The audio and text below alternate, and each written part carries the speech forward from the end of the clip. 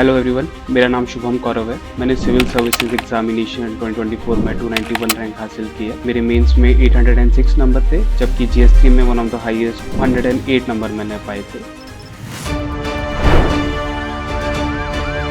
निर्णय IAS by officers for future officers. मैं बता रहा था कि we have done the content वाला portion in the first class. In the second class we did कि सोचना कैसे, what are the various frameworks on which we can think.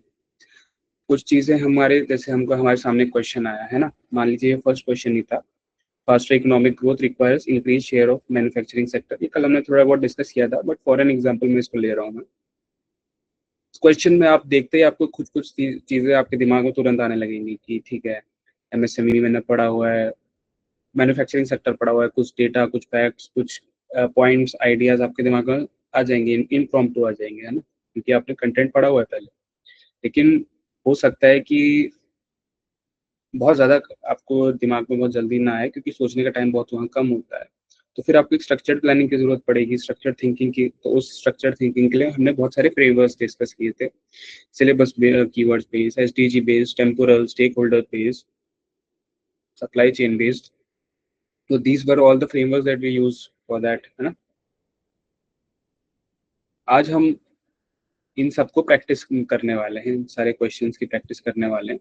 तो this is the content that I prepared using the help of AI. तो उसमें मैंने मोटा मोटा model answer type create करवा दिए थे। तो आज हम थोड़ी प्रैक्टिस कर लेते हैं इन सब चीज़ों की। जैसे ये वाला जो क्वेश्चन है, I am hiding the answer from you, but इस ये क्वेश्चन आप सबको विजिबल होगा, है ना। Question number 2, is it visible to you all? Okay. Now, in this question, it is being asked, what is the status of digitalization in Indian economy? Examine the problems faced in this regard and suggest improvements. तो ये question है, आप सब मुझे बताइए। अब you can write in your comment कि क्या इसका इंट्रोडक्शन कैसे रखेंगे आप, इसका बॉडी में क्या क्या पॉइंट्स आप लिखेंगे और कंक्लूजन क्या लिखेंगे, है ना। तो यू कैन राइट दैट, या फिर जो नहीं लिख पा रहे हो मैं उनको अनम्यूट करवा दूंगा, बट 1-2 मिनट तक आप पहले सोचिए इस पे, है ना। अभी फ्री थिंकिंग कीजिए, या फिर उस स्ट्रक्चर्ड अप्रोच से भी कर सकते हैं थिंकिंग। तो whatever suits you well, आप फ्री थिंकिंग करके बताइए क्या है, what can be introduction, conclusion and points in the body. जैसे इसमें पूछा है ना, what is the status of digitalisation, तो एक सब हेडिंग तो इसकी बनेगी status of digitalisation. Second will be problems faced, है ना। आई थिंक ये लास्ट क्लास में हमने डिस्कस किया था, बट फिर भी आप एक बार अपने पॉइंट जनरेट कीजिए। Thank you. I just wait for 2 minutes, आप सबके पॉइंट आप लिखिए आराम से, फिर हम डिस्कस करेंगे उसको। ठीक है, time is up, let's just now discuss what are the points that you have given. सबसे पहले मुझे इंट्रोडक्शन में देखते हैं कि क्या दिया है आपने। Definition of digitalisation and some statistics on digital penetration and how many businesses have onboarded with digital media. ठीक है, definition can write about digital India, digital payment methods, government of India has initiated digital India.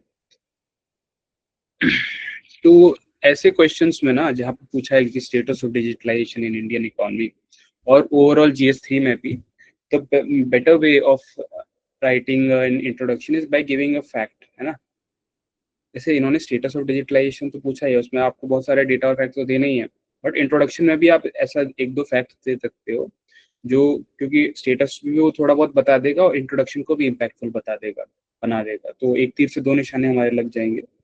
तो इसलिए आप status of digitalisation में पहले बताइए कि मान लीजिए कोई एक डेटा दे सकते हो कि इंडिया में every day around 600 million UPI transaction हो रहे हैं, which are way ahead of any other all the rest of the 10-15 countries combined जो हमारे पीछे हैं। तो इंडिया में इतने ज़्यादा ट्रांजेक्शन हो रहे हैं यूपीआई के थ्रू। तो this is one star fact that you have given, जो एग्जामिनर को बहुत अच्छा लगेगा। ठीक है, आपने एक इम्पैक्ट क्रिएट कर दिया इंट्रोडक्शन से। फिर यू विल राइट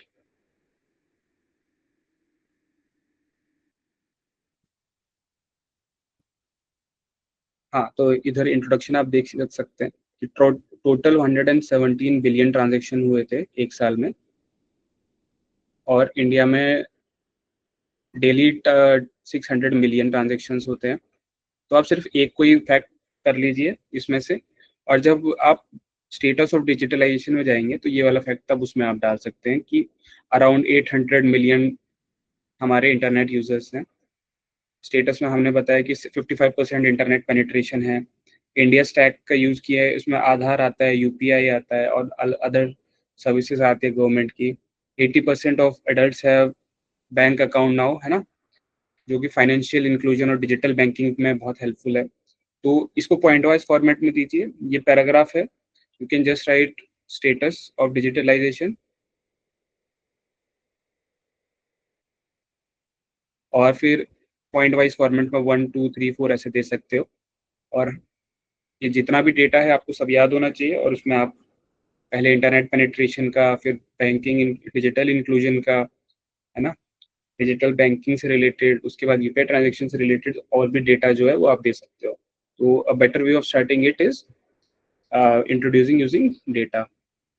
उसके बाद हम आते हैं, हमने प्रोग्रेस की बात कर ली, अब इश्यूज पे हमको पूछा गया था, what are the issues related to this, है ना, what are the problems faced in this regard. तो अब आप किसी फ्रेमवर्क को सोचिए कि कौन सा फ्रेमवर्क लगा सकते हैं कि डिजिटलाइजेशन में क्या क्या इश्यूज आ सकते हैं।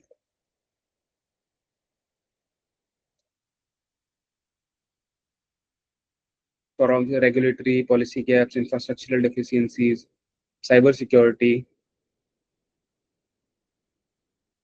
आप मुझे फ्रेमवर्क बताइए कि मैंने आपको कल आपको कुछ फ्रेमवर्क्स बताए थे, उसमें से कौन सा फ्रेमवर्क आपको बहुत एप्ट लगता है यहाँ पे जो यूज कर सकते हैं, क्योंकि आपके पास टाइम नहीं होगा वहाँ पे तुरंत आप किसी फ्रेमवर्क से सोचना शुरू कर सकते हैं। Even if you have very limited number of points, frameworks will be able you will be able to help uh, take the help of frameworks to generate more points.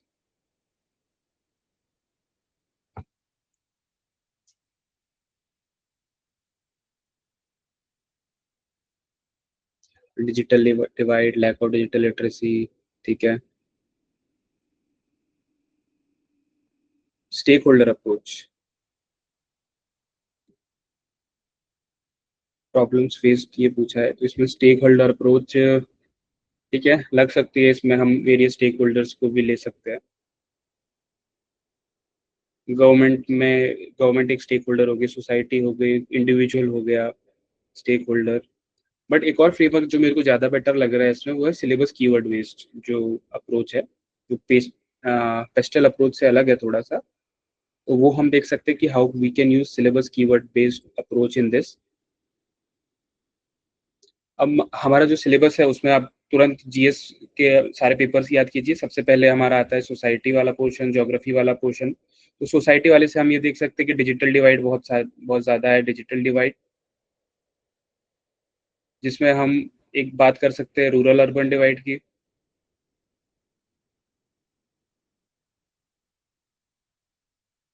उसके अलावा जो ट्राइबल बेल्ट्स है, पिछड़े इलाके हैं, उनमें थोड़ा कम accessibility है। The lower vulnerable sections of the society they do not use internet very much. तो सोसाइटी से हमने 2 3 पॉइंट बना लिए।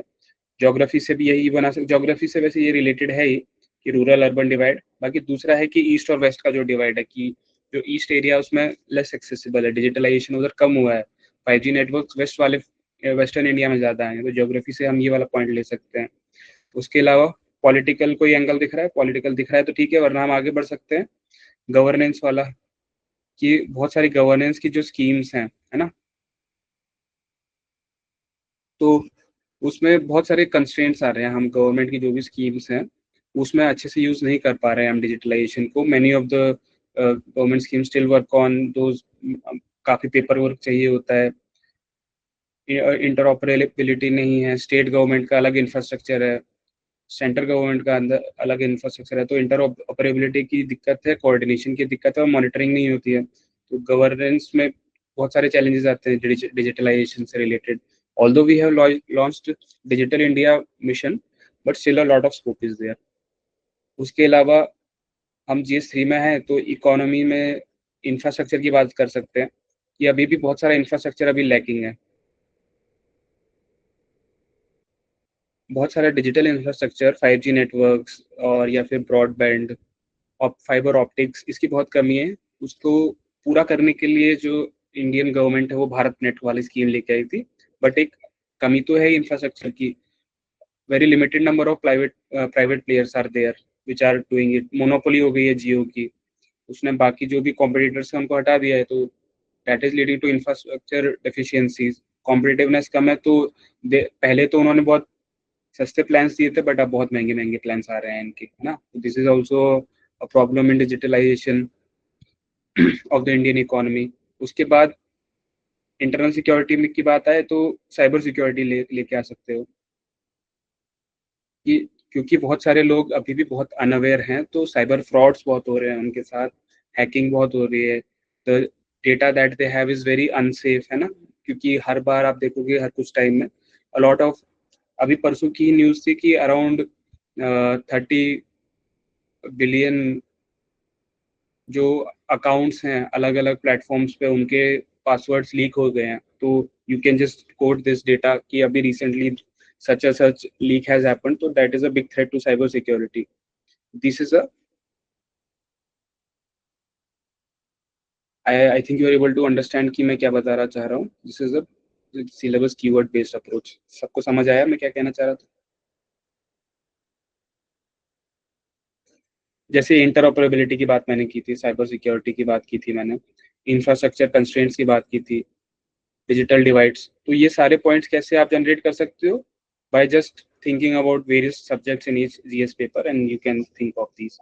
उसके बाद इम्प्रूवमेंट्स में भी आप स्वॉट एनालिसिस कर सकते हो, या फिर ये जो आपने चैलेंजेस आइडेंटिफाई किए उन्हीं के बेसिस पे आप इम्प्रूवमेंट्स दे सकते हो, है ना. वैसे this question did not explicitly demand, नहीं, इट डिड डिमांड इम्प्रूवमेंट्स. तो इसका थर्ड पार्ट भी आएगा कि इम्प्रूवमेंट्स क्या हैं और उसके अंदर की वेरियस पॉइंट्स आप दे सकते हो.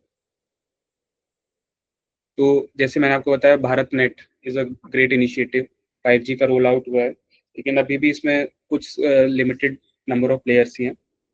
डिजिटल स्किलिंग हम कर सकते हैं अंडर स्किल इंडिया मिशन. बहुत सारे जो हमारे इंडस्ट्रियल ट्रेनिंग इंस्टीट्यूट्स हैं, दे फोकस ऑन मैन्युफैक्चरिंग वाला चीज़, but we can also impart digital skills on them. हम उनको सर्टिफाई कर सकते हैं and it would be easier. एक प्लेटफॉर्म बना सकते हैं that will make it easier for the firms to hire these digitally skilled individuals. उसके बाद हमने जब बात की थी रूरल अर्बन डिवाइड की, तो उसमें एक जेंडर डिवाइड वाला भी एक एंगल आ सकते थे सोसाइटी वाले ही पॉइंट में, कि रूरल अर्बन डिवाइड को कम करना है, जेंडर डिवाइड को कम करना है. Currently a lot of women are not being able to access mobile phones और इंटरनेट, तो वो हमको उनकी कैपेसिटी बिल्ड करनी है, उनको इंक्लूड करना है सब चीज़ों में. तो finally in the conclusion you can again give a fact, या फिर आप लिख सकते हो कि फॉर आवर विजन ऑफ विकसित भारत बाय 2020 2047 का हमारा विजन है ना विकसित भारत. उसमें digitalization of our economy would be a very key pillar, would be a very important pillar. तो ऐसे भी आप थोड़ा कंक्लूड कर सकते हो, या फिर you can give a data कि currently it comprises of 10% of GDP or it is expected to rise to 20% by 2026, है ना. So this is data that you can give.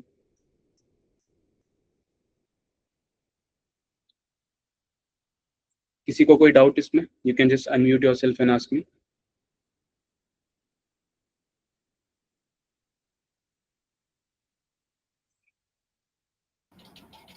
Good afternoon sir. Good afternoon sir, जो ये answer है इसके worth तो 150 word से ज्यादा होगा ना ये तो.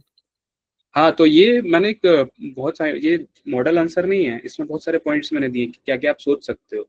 ये तो आपने ये भी देखा होगा कि the things which are given here, sorry, कि ये पूरा का पूरा पैराग्राफ फॉर्मेट में भी है. तो this is not a model answer that I have created. It gives various points, but आपको लिखना कैसे है? आपको इंट्रो देना है, सब हेडिंग बनानी है, पहले स्टेटस ऑफ डिजिटलाइजेशन 3-4 पॉइंट दे दिए उस पर. उसके बाद चैलेंजेस या प्रॉब्लम्स की बात की, 3-4 उस पर पॉइंट दे दिया. फिर इंप्रूवमेंट्स की बात की, 3-4 उस पर पॉइंट दे दिया. Then you concluded this. तो इसमें से आपको सिलेक्टिवली पॉइंट्स उठाने हैं. और जैसे इसमें पूरे ग्रामेटिकली फुल सेंटेंसेस लिखा हुआ है ना. Despite these gain significant digital divide versus internet growth gaps, ये सब आपको पूरा का पूरा पॉइंट्स लिखना है. आपको ग्रामेटिकली फुल सेंटेंसेस नहीं लिखने हैं, आपको छोटे छोटे पॉइंट्स लिखना है ना. कि रूरल अर्बन डिवाइड आप लिख सकते हो, बस इतना ही लिखना है। ये नहीं लिखना है कि there has been a very much rural urban divide between this and this, तो ये सब नहीं लिखना है। Just the keywords you have to mention, तो वो आपके वर्ड लिमिट के अंदर ही रहेगा। Okay okay, thank you sir. Okay okay. Any other doubt you can just ask me, या फिर आप इधर भी लिख सकते हो अपने मैसेजेस में if you are not comfortable.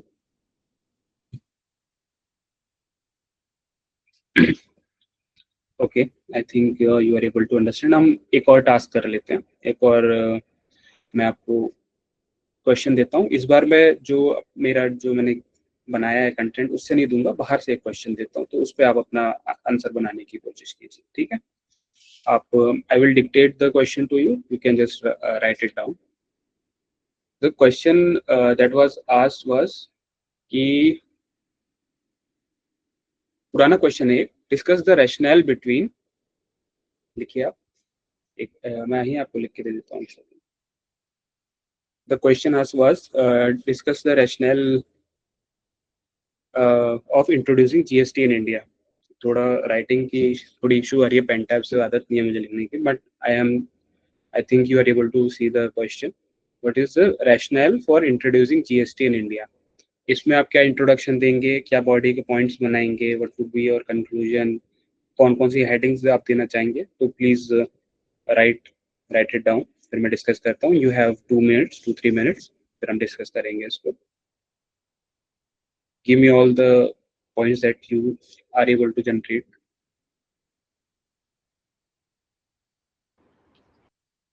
Okay, many suggestions have come. तो काफी लोग बोल रहे हैं कि आप डिफाइन करेंगे जीएसटी को, व्हाट इज जीएसटी, और किसी ने डेफिनेशन दी तो नहीं है मुझे अब तक, है ना?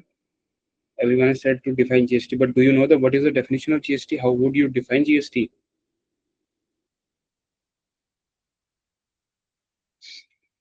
और एक और चीज मैं आपको बोलना चाहूंगा कि डेफिनेशन बेस्ड जो इंट्रोडक्शन होते हैं, they are more apt for GS1 society वाला पोर्शन या GS2 वाला पोर्शन, और नॉट फॉर GS3। GS3 में डिफाइन करके बहुत ज्यादा अच्छा इंट्रोडक्शन आप नहीं बना पाओगे। उससे अच्छा आप ये देखिए कि क्वेश्चन में पूछा गया था, discuss the rationale for introducing GST. तो रैशनल में अब क्या क्या मतलब होता है, there would be various reasons कि किस लिए उसको लेके आया गया था, है ना? That becomes a rational. पर जब आपको इंट्रोडक्शन लिखना है, तो आप ये लिख सकते हो कि सब पुरानी जो रिजीम्स थी, है ना, जीएसटी से पहले वाली, जब वैल्यू एडेड टैक्स होता था, एक्साइज टैक्स होता था, सारे बहुत सारे प्रोडक्ट्स पे, हर स्टेट का अलग अलग होता था, कोई फिक्स स्लैब नहीं था, है ना? तो उसकी बहुत सारी दिक्कतें थी जो जीएसटी ने सॉल्व की। तो you can just provide a brief summary कि क्या जीएसटी के आने से हम क्या क्या, हमारा पर्पस क्या था उसका आने का। फिर we will write in detail the exact reasons कि हमने क्यों जीएसटी को हम लेके आए थे, द रैशनल। उसमें हम पहले इंट्रोडक्शन की बात कर लेते हैं, फिर बॉडी में पॉइंट्स कैसे जनरेट करने थे वो मैं आपको बता दूंगा। Although many of you have given very good points, पर द रीजन वाज कि it wanted to simplify the tax system. The major GST was brought in to simplify the tax system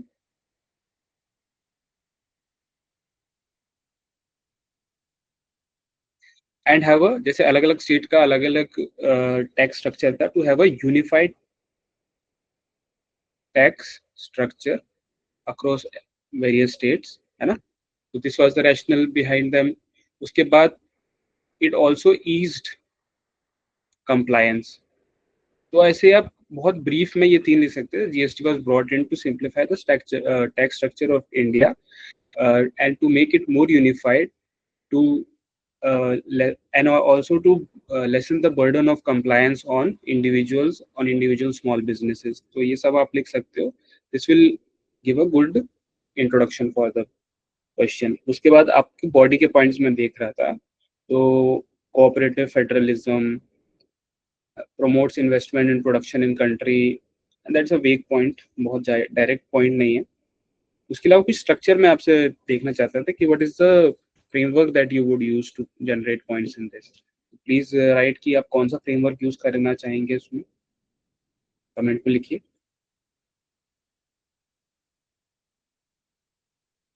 simplifies tax system, okay.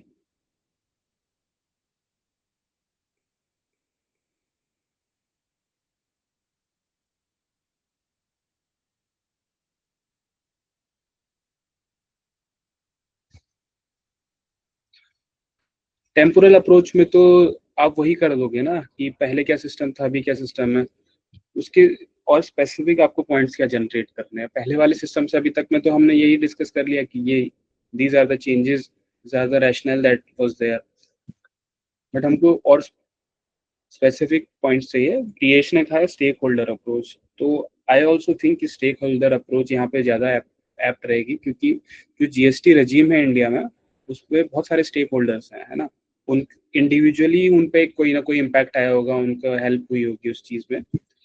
आप festival approach भी कर सकते थे, syllabus based approach जिसको कहा जाता है, short was not that good, लेकिन मेरे ख्याल से इसमें स्टेक होल्डर अप्रोच एक बार हम देख लेते हैं कि बहुत सारे स्टेक होल्डर्स हैं जीएसटी रेजीम के, उन सब पे कुछ ना कुछ इम्पैक्ट आ रहा होगा। तो first we have to identify what are the various stakeholders. सबसे पहले कौन स्टेक होल्डर होगा इसमें? द बिजनेसेस, क्योंकि जो बिजनेस होते हैं उनको जीएसटी देना पड़ता है, कंज्यूमर को डायरेक्ट कंप्लायंस नहीं होता है, तो बिजनेसेस होगा।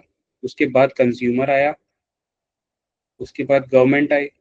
गवर्नमेंट इस टैक्स को क्यों लेके आई? ताकि कंप्लायंस ईजी हो जाए, गवर्नमेंट पे भी बहुत सारा लोड ना है, तो गवर्नमेंट एक उसका स्टेक होल्डर हो गया। उसके बाद एक्सपोर्टर्स, कोई बिजनेस होगा वो उसको इंपोर्ट या एक्सपोर्ट करना चाहेगा किसी प्रोडक्ट को, तो उसमें भी जीएसटी लगता था, उसमें भी वैल्यू एडेड टैक्स और various other customs and excise tax लगते थे, तो there would be some burden on this. तो हमने आइडेंटिफाई कर लिए। बिजनेस में बिग कॉर्पोरेट्स भी आएंगे और स्मॉल एंटरप्राइजेस भी आएंगे, SMEs, small and medium enterprises, है ना। तो इन पे क्या इम्पैक्ट हुआ, तो हम देखते हैं कि एक एक चीज पे क्या हुआ। कि कंज्यूमर को क्लैरिटी आई। सबसे पहले कंज्यूमर वाले पे हम बात कर रहे थे, कंज्यूमर को क्लैरिटी आई उसको कितना टैक्स देना है, और उसको पता चल गया कि कौन सा प्रोडक्ट कौन से स्लैब में है। आपको पता होगा जीएसटी के 4 स्लैब्स हैं। जो वेरी एसेंशियल आइटम्स है वो उसमें कम टैक्स लगता है, जो लग्जरी आइटम्स हैं उनमें 28% तक का जीएसटी लग जाता है, तो they those come under the highest slab of GST. Consumer को एक आइडिया लग गया, ट्रांसपेरेंसी आ गई इस सिस्टम में, ट्रांसपेरेंसी। उसके बाद जो बहुत सारे टैक्स लगते थे, स्टेट गवर्नमेंट ने कुछ टैक्स लगाया, फिर सेंटर ने लगाया, तो टैक्स का बर्डन बहुत ज्यादा हो जाता था, है ना। कैस्केडिंग इफेक्ट जिसको बोलते हैं हम, ऑफ टैक्सेस।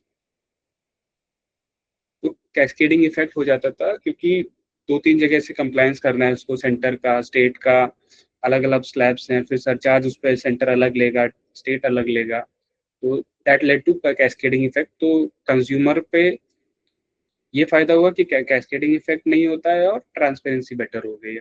अब हम बिजनेसेस की बात करेंगे कि बिजनेस में क्या क्या आया, कॉर्पोरेट और एसएमईज दोनों की बात करेंगे। तो बिजनेसेस का एक फायदा ये रहा, कंप्लायंस बर्डन बहुत कम हो गया उनका। जो 10-15 टैक्स पहले चलते थे वैल्यू एडेड टैक्स के नाम पे, उनका कंप्लायंस बर्डन काफ़ी रहता था, हर एक चीज़ का हिसाब रखना पड़ता था उसको, आपको अकाउंटिंग आपको उस हिसाब से रखनी पड़ती थी अपनी। कंप्लायंस बर्डन कम हुआ। दूसरा, जब भी कोई रिफॉर्म आता है तो क्या किस चीज़ की हम बात करते हैं? ईज ऑफ डूइंग बिजनेस की, क्योंकि डायरेक्ट बिजनेस पे इम्पैक्ट हो रहा है ना इसका। तो ease of doing business is a very important keyword. Ease of doing business उनका अच्छा हुआ। उसके अलावा और क्या होता है जी, जीएसटी में income tax, sorry, input tax credit मिलता है हमको, आईटीसी जिसको बोलते हैं, और रिफंड आता है, जीएसटी का रिफंड। आपने देखा होगा कि बिजनेस के बहुत सारे एक्सपेंसेस होते हैं, उसको हम डाल देते हैं एज अ बिजनेस एक्सपेंस डाल देते हैं, तो उस पर जीएसटी माफ कर देती है गवर्नमेंट, तो it leads to income tax credit and refund. उसके अलावा होता क्या था पहले कि मान लीजिए this is a state A and this is a state B, यहाँ पे अलग अलग स्लैब्स हैं। यहाँ पे मान लीजिए 10% टैक्स लग रहा था, यहाँ पे 20% टैक्स लग रहा था, तो लोग क्या करते थे, यहाँ से खरीद के 10% बस टैक्स दिया और यहाँ पे बेच देते थे यहाँ पे लोगों को सस्ते में, और उसको जो बीच का जो प्रॉफिट रहता है उसको बोलते हैं आर्बिटाज।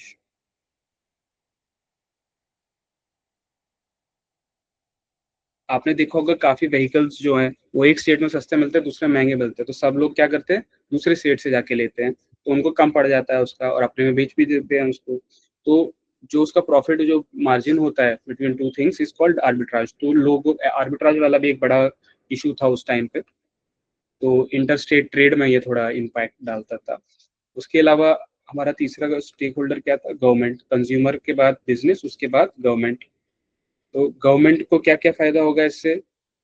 गवर्नमेंट जो कि सेंटर की गवर्नमेंट है, उसको जो पैसा नहीं मिल रहा था से स्टेट से, अब आईजीएसटी आ गया, इंटीग्रेटेड जीएसटी, स्टेट जीएसटी और सेंट्रल गवर्नमेंट जीएसटी। तो हर तीनों को हमने डिवाइड करके रखा है कि अगर किसी एक राज्य के अंदर, दिस इज अ स्टेट ए, उसके अंदर अगर हमने कोई प्रोडक्ट बेचा है या मैन्युफैक्चर किया है, तो उस पर जो जीएसटी लगेगा उसके दो कंपोनेंट्स होंगे, एक तो स्टेट को जाएगा, एक सेंटर को जाएगा।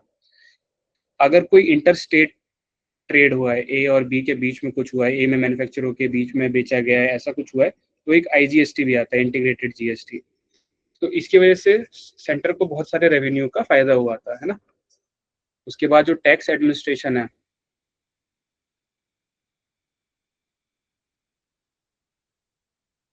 उसमें ये फायदा हुआ कि बहुत इजी हो गया, एफिशिएंट बन गया टैक्स वाला सिस्टम, पूरा का पूरा ऑनलाइन चला गया। जो पहले, जो आपने सुना होगा कि इनकम टैक्स वाले काफी सारी उनके ऊपर, उनके पास डिस्क्रिशनरी पावर्स होती थी, वो अब नहीं थी। पूरा का पूरा फेसलेस हो गया, जीएसटी वाला सिस्टम ऑनलाइन हो गया, similar to income tax. Income tax में बहुत ज़्यादा ऑनलाइन हो चुकी हैं चीज़ें, जीएसटी में अभी भी काफ़ी उनके पास डिस्क्रिशनरी पावर्स हैं। But overall the tax administration become more efficient and less prone to corruption. Corruption क्योंकि बहुत होता था, आप कहीं दिखा दो कि प्रोडक्ट कम हुए, आप टैक्स बचाने के चक्कर में बहुत सारी चीज़ें करते थे जो भी बिजनेसेस है। तो टैक्स एडमिनिस्ट्रेशन बहुत एफिशिएंट हो गया, रेवेन्यू जनरेशन बढ़ गया। और एक और चीज़ जो हुई कि जैसे छोटे छोटे वेंडर्स हो गए, छोटे दुकानदार हो गए, शॉपकीपर्स जो हो गए, वेंडर्स एंड शॉपकीपर्स, वो अब फॉर्मलाइज्ड इकोनॉमी में आ गए। अब वो भी टैक्स पे करने लगे, क्योंकि उनको अगर कोई सामान उन्होंने खरीदा और उनको इनका इनपुट टैक्स क्रेडिट चाहिए या रिफंड चाहिए जीएसटी पे, तो they need to be registered on GST portal. GST portal पे आपको GSTIN नंबर मिलता है आपके हर एक बिजनेस का। तो दैट मीन्स कि every business came into this fold. तो एक ये भी रैशनल था जीएसटी लाने का कि more formalization of economy took place. A lot of businesses which were not earlier in formal economy were now part of the formal economy. Okay. उसके बाद हमारा जो एक और हमने आइडेंटिफाई किया था, कुछ बिजनेस फिर एक्सपोर्ट भी करते हैं, इंपोर्ट और एक्सपोर्ट करते हैं, तो एक्सपोर्ट का भी क्रेडिट मिलता है उनको, है ना। तो दैट इज ऑल्सो समथिंग। उसके अलावा क्योंकि टैक्स का बर्डन उन पे कम हो गया, अल्टीमेटली टैक्स तो कंज्यूमर को पे करना पड़ता है, लेकिन कंज्यूमर के लिए फिर वो प्राइस बढ़ा देते हैं, तो अनकॉम्पिटिटिव बन जाता है इनके जो भी प्रोडक्ट्स होते हैं। तो क्योंकि टैक्स बर्डन थोड़ा कम हो गया, that made their uncompetitive products into more competitive products. Okay, so this was the impact on exporters. सबको समझ आ रहा है कि क्या क्या कहा है मैंने अब तक? You can just give it some reactions. Okay, thank you, thank you.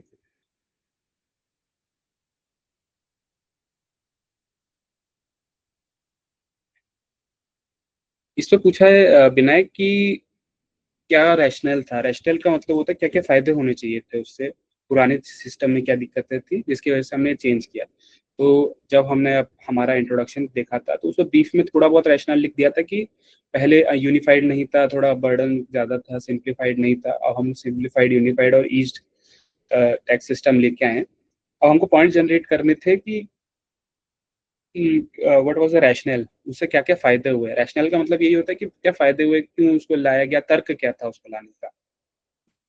तो one of the methods you could use, that is not a bad method. आप सिलेबस कीवर्ड वाला मेथड भी यूज कर सकते थे, बट उतना ज्यादा इफेक्टिव नहीं होता। आप सोसाइटी के पोर्शन से उतने पॉइंट्स नहीं देख पाते, गवर्नेंस के पोर्शन से शायद आप एक दो पॉइंट याद आ जाते हैं आपको।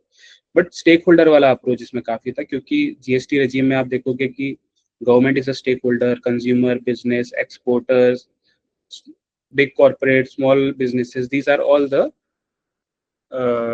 what we can say stakeholders in the approach। और मैंने हर एक स्टेक होल्डर पे अगर बात की तो बहुत सारे हमारे पॉइंट्स दिमाग में आते गए। टैक्स एडमिनिस्ट्रेशन से, इंटर स्टेट ट्रेड से रिलेटेड पॉइंट्स आ गए, गवर्नमेंट को क्या क्या फायदे होंगे, वेंडर्स को क्या फायदे होंगे, तो ये सब हमने बात की। पॉइंट्स जनरेट करने के फ्रेमवर्क हमको आइडिया हो गया इससे। तो ये मैं कहना चाह रहा था विनायक। यहाँ तक किसी को कोई डाउट है? Okay, I think things are clear to you.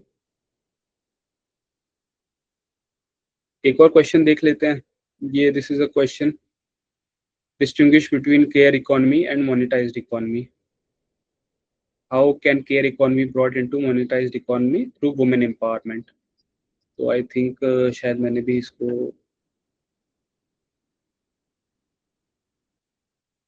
हाँ ये रहा। तो ये वाला है, इकोनॉमी का एक पीवाईक्यू है, आप इस पे इंट्रोडक्शन और पॉइंट्स मुझे दीजिए। Difference between care economy and monetized economy, and how can care economy brought into monetized economy through women empowerment?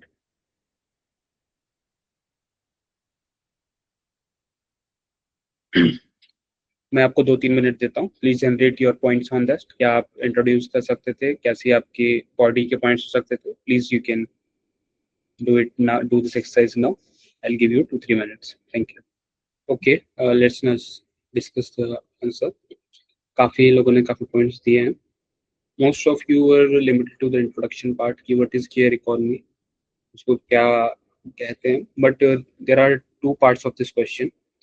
हमको पहले डिस्टिंग्विश करना है केयर इकोनॉमी और मोनेटाइज्ड इकोनॉमी में। दूसरा हमको बताना है कि economy, how can care economy brought into monetised economy.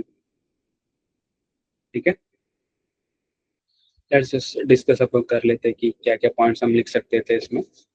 सबसे पहले फॉर्मेट क्या रहेगा इस क्वेश्चन को लिखने का? Will have a brief introduction, उसके बाद हम उसी इंट्रोडक्शन के साथ साथ ही केयर इकोनॉमी को डिफाइन कर देंगे।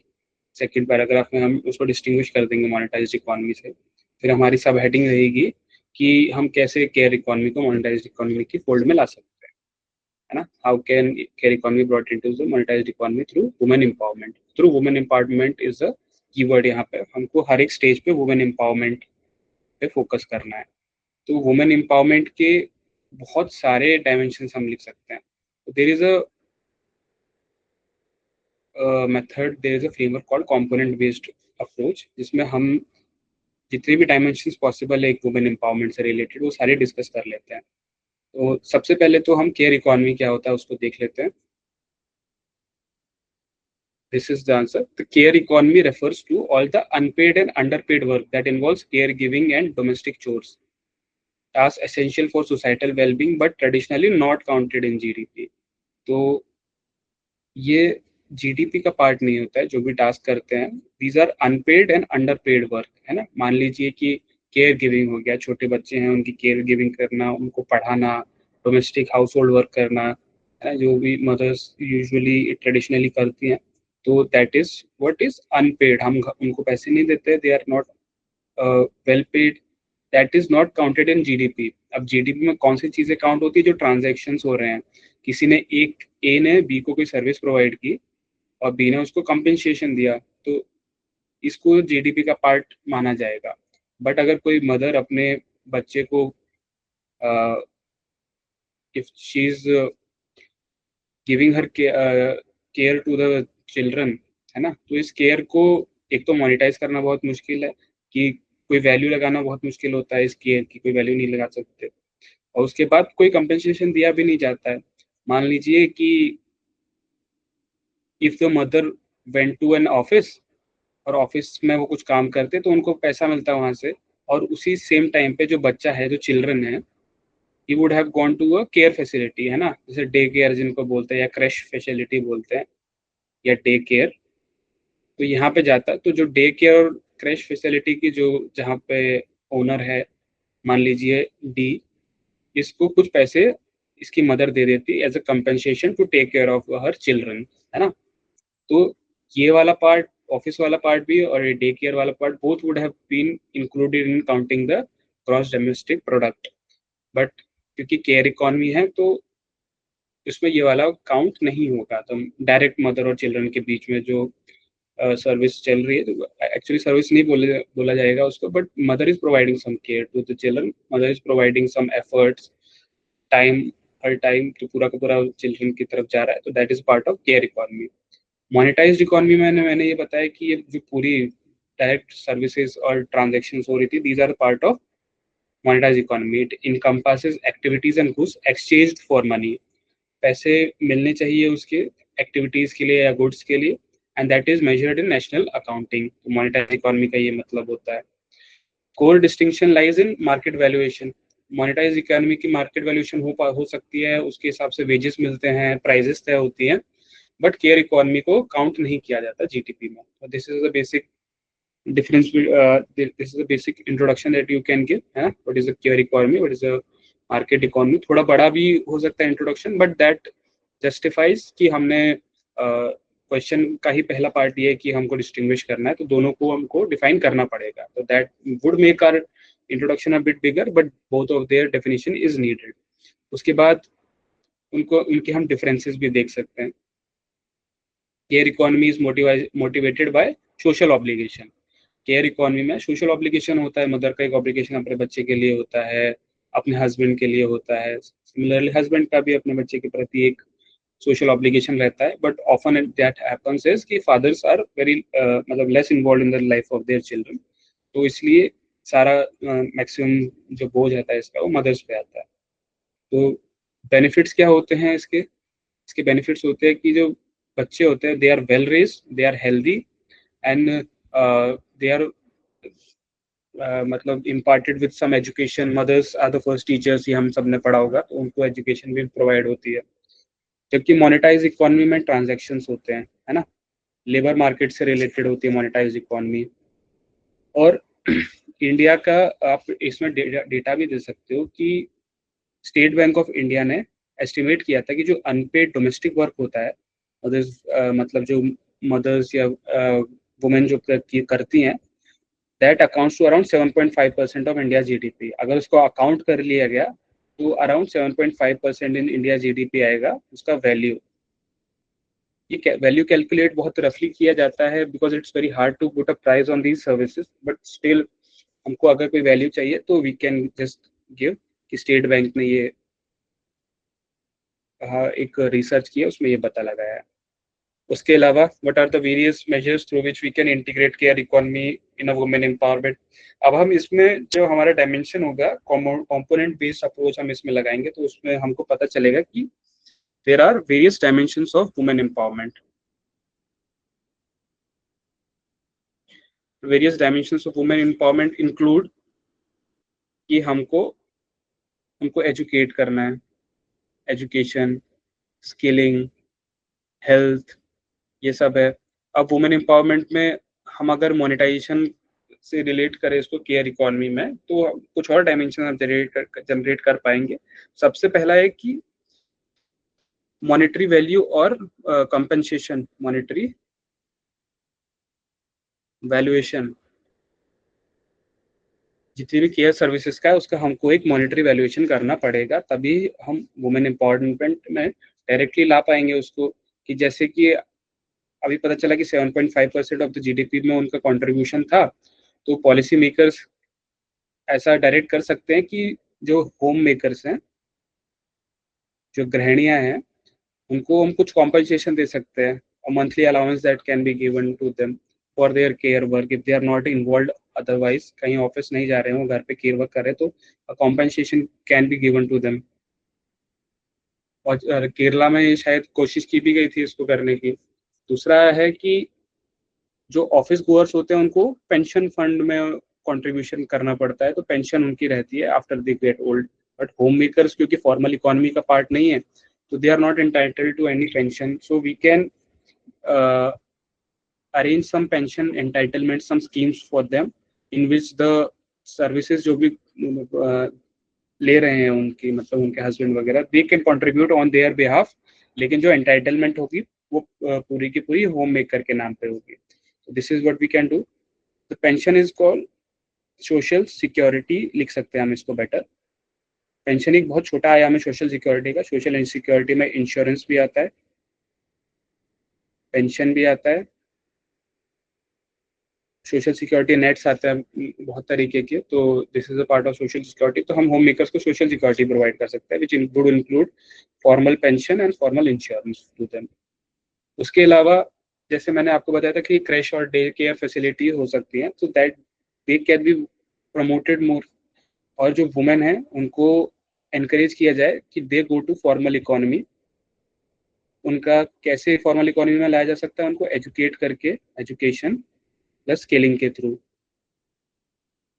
एजुकेट प्लस स्किल किया हमने, उनको फॉर्मल इकोनॉमी में लाया, उनको पैसा मिल रहा है। जबकि उनके जो बच्चे हैं उनको डे केयर फैसिलिटीज में डाल दिया, मतलब भेजा जा सकता है, एजुकेशन सेंटर्स पे भेजा जा सकता है, जहाँ पे other women are there which can take care of them. तो इनका भी एक फॉर्मल कंट्रीब्यूशन रहेगा अपनी जीडीपी में, और जो वुमेन है उनका भी कंट्रीब्यूशन रहेगा। उसके अलावा बहुत सारे इंफ्रास्ट्रक्चरल गैप्स भी हैं। कुछ वुमेन हैं, मान लीजिए जो फ्यूल वुड यूज कर रहे हैं, तो उनके पास गैस का कनेक्शन ही नहीं है, तो उस पर उनके हेल्थ पे इम्पैक्ट आता है बहुत सारा। तो उसके लिए उज्ज्वला योजना आई थी। उसके अलावा फाइनेंशियल इंक्लूजन किया जा सकता है वुमेन का, डिजिटल इंक्लूजन, बैंकिंग में उनका इंक्लूजन किया जा सकता है, banking services can be provided to them. This all becomes a part of digital inclusion. उसके बाद वुमेन एम्पावरमेंट का एक और आयाम क्या होता है कि उनके खुद वो एंटरप्रेन्योर बने, खुद के बिजनेसेस हो। अगर हम केयर इकोनॉमी की बात कर रहे हैं और उसको मोनेटाइज करना चाहते हैं, तो women would be better able to understand what care economy encompasses, और वुमेन एंटरप्रेन्योर्स आए हमारे पास और सारे। तो उसके लिए इंक्यूबेशन सेंटर्स, हम women centric incubation centres which are centered around care economy, micro lending to these women, self help group of these women, ये सब भी हम बनवा सकते हैं। जो केयर इकोनॉमी जो है, मतलब मान लीजिए कि किसी से एसएचजी नहीं, कोई क्रैश फैसिलिटी, कोई डे केयर बोला, तो उसको कुछ माइक्रो लैंडिंग की जरूरत पड़ेगी, और ये एसएचजी के थ्रू फॉर्मलाइजेशन भी हो रहा है केयर इकोनॉमी का। तो these are all the points that you can think about. उसके अलावा मैंने बताया था कि एजुकेशन और स्किलिंग उनके वुमेन को फॉर्मल इकोनॉमी में लाने के लिए जरूरी है। एजुकेशन का अलग से आप पॉइंट, और स्किलिंग का भी अलग से पॉइंट लिख सकते हैं उसमें। These are all the points that you can generate for this question. आपको समझ आ रहा है? Any doubts?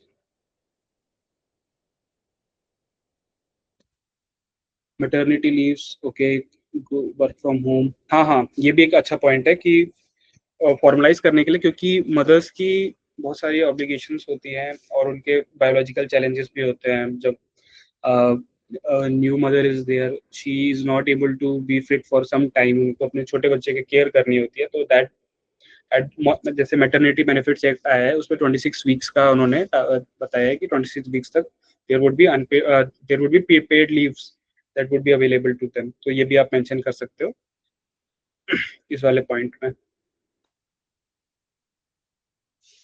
क्योंकि उस टाइम पे केयर ही कर रही है जो मदर है अपने छोटे बच्चे का, but it can be brought into formalised form. I think clear है यहाँ तक। 2-3 क्वेश्चन हम और अच्छे से डिस्कस करेंगे इसमें। ये वाला क्लियर है ना सबको? Yes sir. Okay, thank you, thank you. Sir, हम अपने कंक्लूजन को बेस्ट कैसे बना सकते हैं? बेस्ट आपको बनाना है अपने कंक्लूजन को, तो 2-3 अप्रोचेस रहती हैं। एक कंक्लूजन में सबसे जो बेसिक अप्रोच रहती है कि जो भी हमने बॉडी में डिस्कस किया उसी को समराइज करके हम लिख सकते हैं। कि मान लीजिए हमने कुछ वे फॉरवर्ड दिया, जैसे अभी वाले क्वेश्चन में हमने बताया कि कैसे कैसे तरीके अपनाए जा सकते हैं to get care economy into formal economy. उसी का एक समरी फॉर्म में ला सकते हैं कि doing this this this can make this happen. तो ये एक तरीका है समराइज करने का। दूसरा एक तरीका है कि बहुत कोई कैची कीवर्ड हो। मान लीजिए जैसे मैंने आपको अपने नोट्स में दिखाया था कि मैंने कुछ फ्रेजेस लिख रखे थे पीएम मोदी के। तो उन्होंने हमेशा उनका एक आदत है कि वो थोड़े शॉर्ट फॉर्म्स देते हैं किसी भी चीज़ का, है ना। तो शॉर्ट फॉर्म्स मैंने कुछ यूज याद कर लिए थे, तो वो मैं डायरेक्ट कंक्लूजन्स में यूज कर लेता था। एक इम्पैक्टफुल कंक्लूजन उससे बन जाता है हमारा, कि डायरेक्ट हमने उनके किसी कोट को यूज कर लिया। जैसे मैंने अभी आपको बताया था ना, विकसित Bharat by 2047, that is a code given by PM Modi, तो that is one thing I can use. उसके अलावा तीसरा मेथड जो यहाँ पे था कि जैसे आपने इंट्रोडक्शन में एक इम्पैक्टफुल बनाने के लिए बताया कि 7.5% जो इकोनॉमी है that is under care economy, अगर हम उनको वैल्यूएट करें। Similarly you can give a data in your conclusion, अपने कंक्लूजन में एक डेटा भी दे सकते हो, तो ताकि वो बताए कि why the question is being asked, है ना। करंट में भी एक दे सकते हो कि why the question is being asked, और करंट वाला कॉन्टेक्स्ट भी दे सकते हो और डेटा पॉइंट भी दे सकते हो। These are the various ways through which you can conclude, but conclusion बहुत ज्यादा बड़ा नहीं रखना है आपको, थोड़ा छोटा सा ही रखना है ना। तो जैसे in this question you could conclude that policy recognition, investment in care services and social change are the way ahead for formalization of care economy, ठीक है। this is a conclusion that you can give कि क्या क्या कर सकते हो, उसको बहुत छोटे फॉर्मेट में लिख दिया कि उनका पॉलिसी रिकॉग्निशन होना चाहिए, इन्वेस्टमेंट होना चाहिए केयर सर्विसेज में, और सोशल चेंज जो इंटरनली ड्रिवन होगा, these would lead to formalization of care economy. Did you get me? Okay okay sir, आगे। Thank you sir. Okay, you welcome, you welcome. Okay, moving ahead, हम अगला question discuss कर लेते हैं। I will give you a question.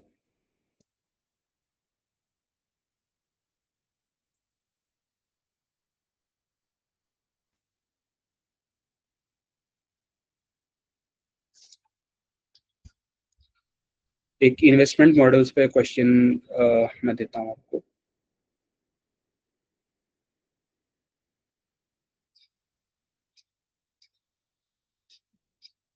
Investment models अब तक discuss हुआ नहीं है, इसलिए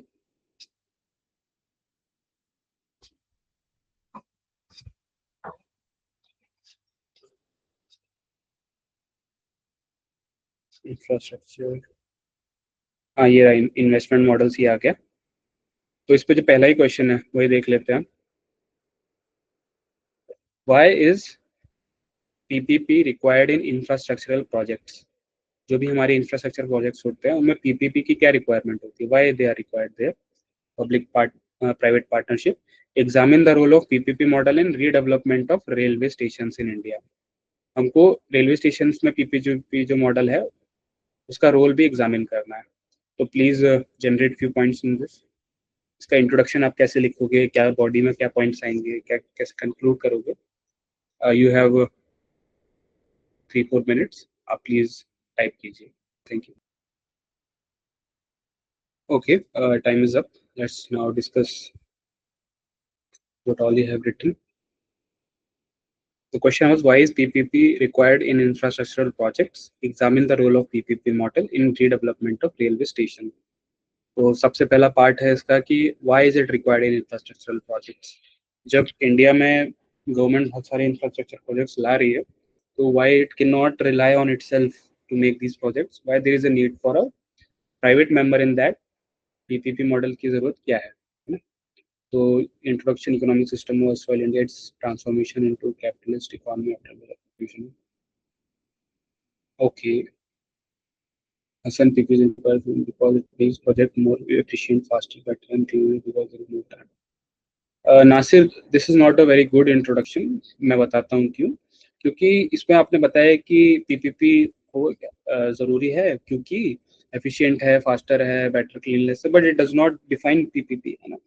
आपको शुरू करना है अपने इंट्रोडक्शन में, तो आप सीधे ये नहीं दे सकते कि ये अच्छा है, बेटर है। आपको रीजंस भी बताने पड़ेंगे, और रीजंस बताने का आपके पास टाइम होगा नहीं, आपके इंट्रोडक्शन में स्पेस नहीं होता है। तो ये this is a point which would be used in body, but introduction में आप यहाँ पे पीपीपी की डेफिनेशन दे सकते थे। It is a contract between a government body and a private company और which provides public assets and services। तो ये it is a type of contract जो उनके बीच में होता है। तो उसमें क्या क्या होता है, प्राइवेट कंपनी को हम ग्रांट से राइट्स देते हैं कुछ, कि वो थोड़ा हमको फंड कर सके, हमारे प्रोजेक्ट्स को उसमें इन्वेस्ट कर सके, उसको कंस्ट्रक्ट कर सके, बिल्ड कर सके, फिर उसको ऑपरेट कर सके, है ना। तो गवर्नमेंट के हर एक स्टेज, बहुत सारी स्टेज होती है पीपीपी की, तो हर एक स्टेज में बहुत सारे फायदे होते हैं। तो it is a contract between government entity and a private entity to make a infrastructure project such as a public asset such as क्या क्या हो सकते हैं पब्लिक एसेट? एक तो रेलवे स्टेशन आपने देखा होगा पीपीपी के अंडर बन रहे हैं। रानी कमलापति स्टेशन था जो रिसेंटली इनॉग्रेट हुआ था। एयरपोर्ट्स बहुत सारे पीपीपी के अंडर बने हैं। Bridges are there. Most of the national highways that are being constructed these days are under PPP model. तो स्पेसिफिकली बीओटी उनका मॉडल होता है जो अभी फॉलो करते हैं, या hybrid annuity model. There are various models under investment models जो पीपीपी में 5-6 मॉडल होंगे, वो सारे आपको याद करने पड़ेंगे। तो this is not a content class, तो मैं उनको बताऊंगा नहीं, बट फिर भी ईपीसी आता है ना, इंजीनियरिंग प्रोक्योरमेंट ट्रांसफर वाला, बीओटी, और उसके बाद hybrid annuity model, Swiss challenge model. तो ये सारे के सारे मॉडल्स आपको अच्छे से पता होने चाहिए। हर एक मॉडल की क्या क्या डेफिशिएंसीज हैं वो आपको पता होनी चाहिए। जैसे कि मैंने अपने जो नोट्स हैं एक बार मैं दोबारा दिखा देता हूँ कि इन्वेस्टमेंट मॉडल के नोट्स कैसे दिख रहे थे मेरे। सबको मेरी स्क्रीन दिख रही है? तो इसमें जैसे इंफ्रास्ट्रक्चर, इसमें मैंने रोड्स लिखा है। रोड इंफ्रास्ट्रक्चर में क्या ऑब्जेक्टिव है, क्या कंस्ट्रेंट्स हैं, क्या वे फॉरवर्ड है। रेलवे में क्या इश्यूज है, एविएशन में क्या इश्यूज है, पोर्ट्स और शिपिंग में क्या इश्यूज है, लॉजिस्टिक्स में क्या है। तो इस सब पे बनाया है। मैं आपको ये वाला बताना चाह रहा था, इन्वेस्टमेंट मॉडल्स वाला। इन्वेस्टमेंट मॉडल्स में टाइप ऑफ पीपीपी मैंने लिखा हुआ है। तो build operate transfer, annuity model, EPC, engineering procurement construction model, hybrid annuity model. उसके अलावा स्विस चैलेंज मॉडल भी होता है। तो ये पीपीपी के क्या बेनिफिट्स हैं, क्या लिमिटेशंस हैं, क्या प्रॉब्लम्स फेस होती है, रिफॉर्म्स क्या क्या रिक्वायर्ड है। रिफॉर्म्स बहुत कॉम्प्रिहेंसिव मैंने लिखे हैं। उसके बाद कमिटी रिकमेंडेशंस जो मैं आपको बताता हूँ। उसके बाद मैंने एक रेडीमेड कंक्लूजन टाइप का बना लिया था कि PPP must not be shortcut to save financial resources but to improve public service quality and efficiency. तो such type of conclusion can be readily used in a lot of variety of questions। तो ऐसे type के आप भी बना सकते हो, और you can directly use my notes for that. उसके अलावा ईपीसी मॉडल, हर एक specific model, EPC is a type of PPP model, है ना। तो हर एक स्पेसिफिक मॉडल में क्या इश्यूज हैं, क्या फीचर्स है, क्या एडवांटेजेस हैं, चैलेंजेस हैं। एचएम में hybrid annuity model, infrastructure investment trust एक मॉडल होता है। जैसे आपने सबने म्यूचुअल फंड्स को सुना होगा ना। म्यूचुअल फंड्स होते हैं जहाँ पे आप अपने रिसोर्सेज पूल करते हो, और कोई एक मैनेजर होता है वो आपके जो पैसा आपने पूल किया है उसको लगाता है किसी भी फंड में। वैसे इंफ्रास्ट्रक्चर इन्वेस्टमेंट ट्रस्ट क्या होता है? It is a type of mutual fund collective scheme होती है, सिमिलर टू म्यूचुअल फंड। इसमें पैसा पूल करोगे, किसी इंफ्रास्ट्रक्चर प्रोजेक्ट्स में लगाओगे, इंफ्रास्ट्रक्चर प्रोजेक्ट बन जाएगा, जब ऑपरेट होने लगेगा, कुछ रेवेन्यू जनरेट होगा, तो उसके डिविडेंड्स आपको मिलेंगे। तो this is a InvIT model which is there. उसके कुछ एडवांटेजेस होंगे, चैलेंजेस होंगे, वे फॉरवर्ड होंगे। तो ये सब मैंने लिखा हुआ है। I would highly recommend you to see these notes. आप एक बार पूरा अच्छे से पढ़िए। अगर आपको मैंने देख पा रहा हूँ कि काफ़ी डिफिशियंसीज हैं आपकी समझ में, you can just cover it from there. उसके अलावा आपने लिखा है it's formally establish system agreement. एक था आपने बहुत बढ़िया इसका इंट्रोडक्शन दिया है, but try to keep it little shorter. आप डेटा नहीं भी देते तो भी चल जाता, या आप डेटा उसमें दे सकते हो कंक्लूजन में कि वाई इज इट इम्पोर्टेंट, उसमें कंक्लूजन में आप डेटा दे सकते हो। Keep the introduction to 2 or 3 lines, है ना। तो डेफिनेशन आपकी काफ़ी सही है, that you can use. Priyesh, आपने अच्छे पॉइंट्स दिए जो बॉडी में यूज किए जा सकते हैं। How infrastructure development can be done, Kavach, hyperloop trains, okay, good points. ठीक है। पर अगर किसी एक फ्रेमवर्क की बात करनी हो कि इस क्वेश्चन में कौन सा फ्रेमवर्क यूज किया जा सकता था, तो उसके लिए हम देख लेते हैं। पीपीपी की बात कर रहे थे हम।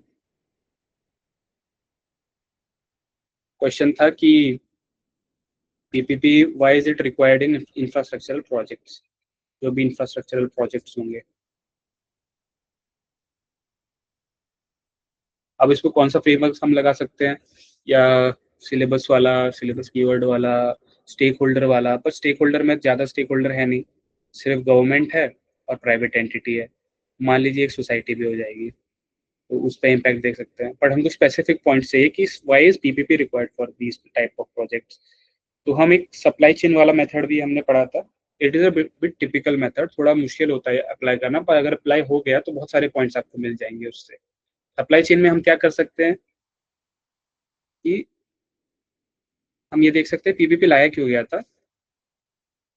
सबसे पहले हमारी दिक्कतें आती है प्लानिंग के फेज में। किसी भी इंफ्रास्ट्रक्चर प्रोजेक्ट होता है, उसका पहले प्लानिंग होगी, है ना, फिर उसकी प्रोक्योरमेंट होगा, उसका मटेरियल प्रोक्योर किया जाएगा, गवर्नमेंट लैंड एक्विजिशन होगा, तो that is a type of procurement.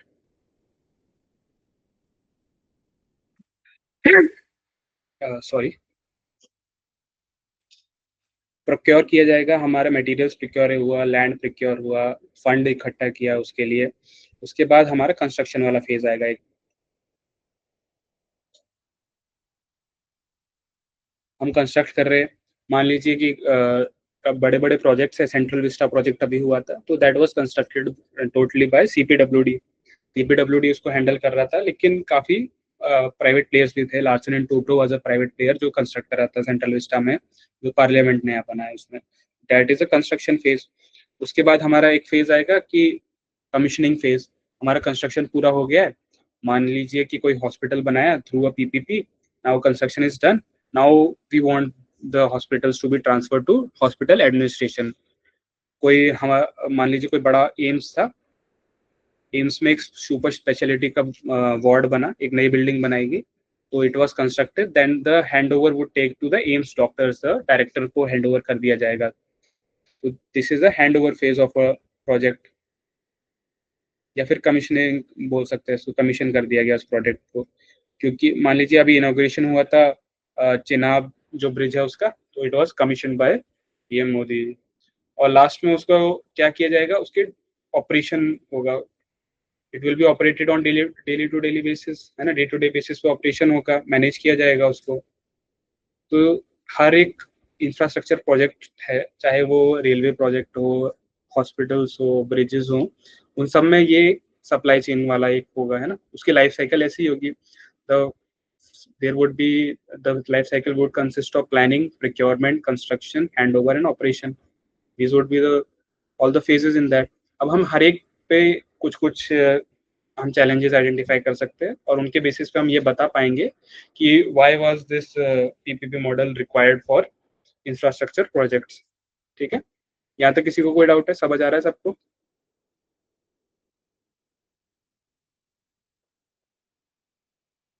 कि क्या क्या एक लाइफ साइकिल होती है किसी भी प्रोजेक्ट की? सबको समझ आ रहा है? ओके,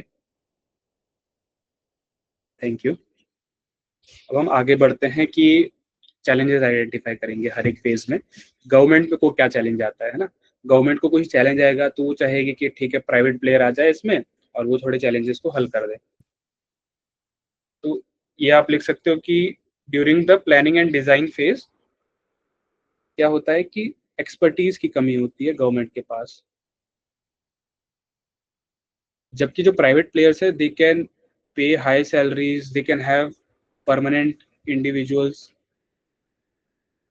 है ना, स्पेशलाइज्ड फर्म्स होती हैं। अब मान लीजिए कोई ब्रिजेस वाला कॉन्ट्रैक्ट आ रहा है, ब्रिजेस के लिए कोई स्पेशलाइज्ड फर्म होगी, लार्सन एंड टूब्रो का एक स्पेशल विंग होता है जो ब्रिजेस बनाता है, एक स्पेशल विंग होता है जो कंस्ट्रक्शन में देखता है। तो एक्सपर्टीज बहुत अच्छी होती है, they can bring in foreign individuals also. जबकि इंडिया में क्या है, आपको गवर्नमेंट नौकरी होनी चाहिए आपकी, और इतनी एक्सपर्टीज तो होती नहीं है, एडमिनिस्ट्रेशन के काम में आप लगे रहते हो, तो उतनी एक्सपर्टीज डेवलप नहीं होती। Neither you can bring in foreign individual for government projects, तो उसके लिए एक्सपर्टीज के लिए it is very easier for the private players to hire such things, है ना।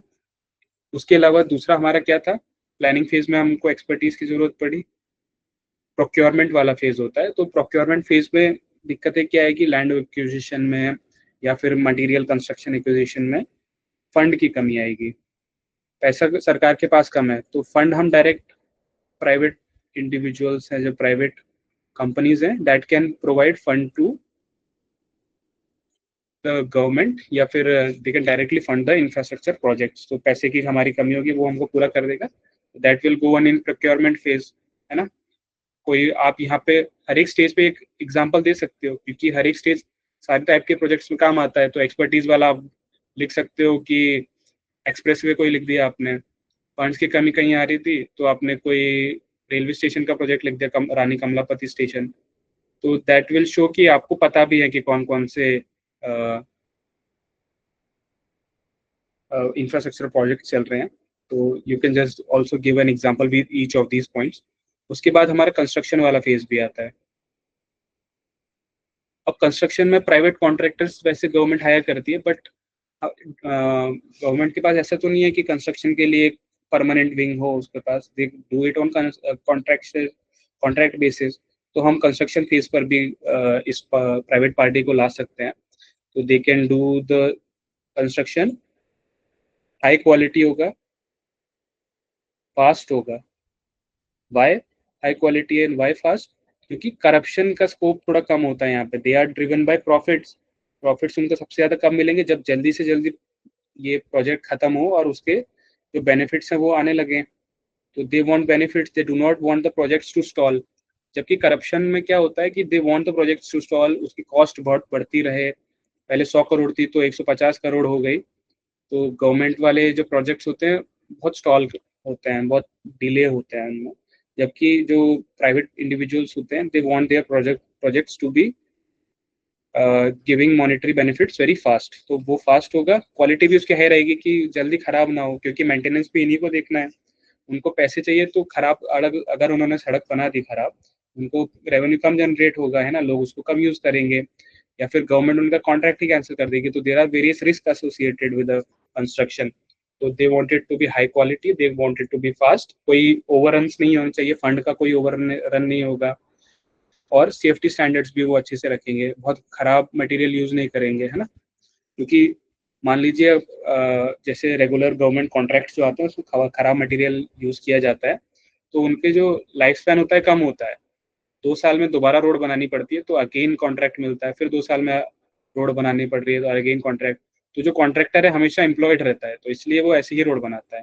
लेकिन अगर उसके बेनिफिट्स और प्रॉफिट्स डायरेक्ट टोल कलेक्शन के थ्रू कंपनी को जा रहे हैं तो they would want it to be high quality वाला। उसके बाद कमीशनिंग वाली फेज आती है, हैंड ओवर वाली फेज। तो कमीशनिंग में भी इसका एक पॉइंट यूज हो सकता था कि कमीशन भी बहुत जल्दी होता है ना, फास्ट कमीशनिंग होती है, डिलेज कम होते हैं,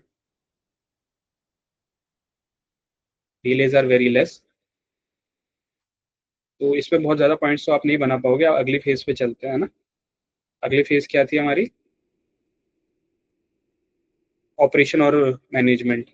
अब ऑपरेशन में भी हम देख सकते हैं कि जो पीपीपी मॉडल है उसमें हम लॉन्ग टर्म ऑपरेशन दे सकते हैं।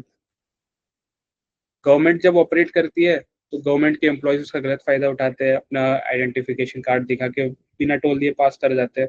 But when the private player is operating it it फिर वो अप्लाई करते हैं अपने फास्टैग वाले तरीके और दूसरे तरीके, ताकि पैसा ले, वो बिना पैसा लिए नहीं भेजते किसी को, है ना। तो this is one thing that can be done. दूसरा, ऑपरेशन में आप कॉस्ट भी कट कर सकते हो, क्योंकि गवर्नमेंट का ऑपरेटिंग कॉस्ट बहुत ज़्यादा रहता है। उसके अलावा बहुत एफिशिएंटली जो प्राइवेट इंडिविजुअल्स है वो ऑपरेट कर सकते हैं। अगर उनके जो एम्प्लॉयज हैं they are not performing well, तो they can fire them and hire new employees. But government में फायरिंग और हायरिंग बहुत मुश्किल होती है।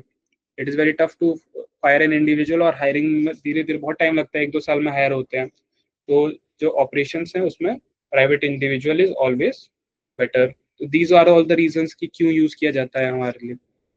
हर एक स्टेज पे आपको समझ आ गया कि मैं क्या कहना चाह रहा हूँ, where this can be used. Okay Nasir, thank you for confirming. हर एक स्टेज पे गवर्नमेंट का थोड़ा जो कमियां है वो आपको बतानी है, और प्राइवेट इंडिविजुअल कैसे उसको फुलफिल करते हैं गैप को, वो आपको बता देना है। हाँ, हाँ, फ्लो चार्ट में भी बता सकते हो कि you can just make a flow chart from top to bottom, इस टाइप का कि ये एक फेज है, उसके बाद ये फेज आएगा, उसके बाद ये फेज आएगा, और हर एक में क्या क्या इश्यूज है, 1 2 3, 1 2, 1 2 3, आप ऐसे फ्लो चार्ट में दे सकते हो, है ना। तो this is a method that you can use, Priyesh. उसके बाद पूछा था कि रेलवे रीडेवलपमेंट में क्या रोल है। तो आप इसी तरीके से सोच सकते हो कि जो भी मैंने 5 स्टेजेस बताई हैं, हर एक स्टेज पे रेलवे में क्या रोल रहा है, सिमिलर जनरल पॉइंट्स तो मैंने आपको बता ही दिए, आपको बस थोड़े बहुत स्पेसिफिक पॉइंट्स लिखने हैं रेलवे से रिलेटेड, और कुछ एग्जांपल्स देने हैं रेलवे के। मान लीजिए कि अभी new Delhi railway railway station PPP model के अंडर रिकंस्ट्रक्ट होने वाला है। तो role of PPP in redevelopment of railway station, all the points would be लगभग similar to these, है ना. दूसरा पार्ट ऑफ क्वेश्चन का भी इसी फ्रेमवर्क से जवाब दे सकते हो. Is there any doubt till now? You can just ask. Okay, time is up. Let's just now discuss the question. काफी आपने पॉइंट्स दिए.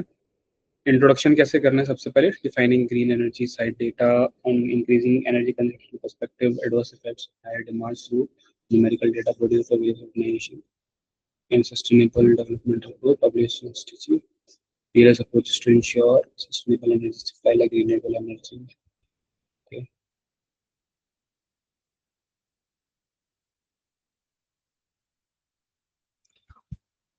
एक तो आपका इंट्रोडक्शन तो ठीक लग रहा है मुझे, बट काफी बड़ा है ना. मतलब आप इसमें जनरल इंट्रोडक्शन भी लिख सकते थे, छोटा वो सा, लेकिन आपको लिखना था access to affordable, reliable and sustainable modern energy. This is synchronised for sustainable development goals. तो आप ऐसे क्वेश्चंस में सबसे पहले आप ये देखिए कि what are the keywords. Reliable होनी चाहिए एनर्जी, सस्टेनेबल होनी चाहिए, मॉडर्न होनी चाहिए. रिलायबल का क्या मतलब है कि ऐसा नहीं होना चाहिए कि सोलर एनर्जी दिन में धूप है तो आ रही है, रात को नहीं आ रही है. It should be available 24/7 each 24/7 and all round the year, all year. उसके बाद सस्टेनेबल होनी चाहिए. It should not be based on fossil fuels जो खत्म हो सकते हैं. सस्टेनेबल मतलब जो रिन्यूएबल हो, बार बार हम इसको यूज कर सकें रिसोर्स को, नॉट जस्ट वंस एक बार यूज करके हटा देना, ऐसा नहीं है. It should be reliable. Am I audible to you? All right, कोई इशू तो नहीं आ रहा ना? Okay, thank you. हाँ, तो एक्सेसिबल होनी चाहिए, मॉडर्न होनी चाहिए. मॉडर्न मतलब ट्रेडिशनल जो सोर्सेज होते हैं, फायरवुड हो गया या फिर coal, fossil fuels. It should be modern. What are the modern sources? Like nuclear energy. Nuclear is a non-renewable source, but it is still modern, sustainable, and reliable. Okay, we have good ample amount of nuclear material with us. उसके अलावा solar जो panels होते हैं, they are modern source of energy. तो ये आप थोड़ा आपके कीवर्ड्स आइडेंटिफाई हो गए. तो उसके बाद तीसरा कीवर्ड जो हमको दिखा वो है SDGs. SDG is a very important keyword to achieve SDGs. और हमको पता है कि कितने टाइप के SDGs है, 1 से लेके 17 तक SDGs मैंने बोला था, आप याद कर लीजिए. 10-12 तो आपने याद कर ही लिए होंगे अब तक ऑन द. और उसके बाद दूसरा पार्ट ऑफ द क्वेश्चन है कि what is the progress made in India in this regard. तो सबसे पहले हम पहले वाले पार्ट का आंसर देखते हैं. Access to affordable, reliable, sustainable and modern energy. Inclusive growth का ही एक क्वेश्चन है. Modern energy, reliable, sustainable. SDG से इसको हमको वो करना है, मैपिंग करनी है इसकी. तो इसमें तो हमको ज़्यादा सोचने की जरूरत भी नहीं है, फ्रेमवर्क कौन सा यूज़ करेंगे, हम SDG वाला फ्रेमवर्क ही यूज़ कर देंगे. उससे पहले इंट्रोडक्शन में हम लिख देंगे कि एनर्जी, अब जैसे आप सबने डेटा भी दिया होगा कुछ कुछ, ठीक है. सेटिंग अप तो 40,000 मेगावाट कैपेसिटी वाला सोलर पावर प्लांट चाहिए. The energy is a golden thread that connects economic growth, social equity, and environmental sustainability. That is, it is important to achieve SDGs. ऐसा आप करके आप एक तो आप लिख सकते थे छोटा introduction. Your introduction is fine.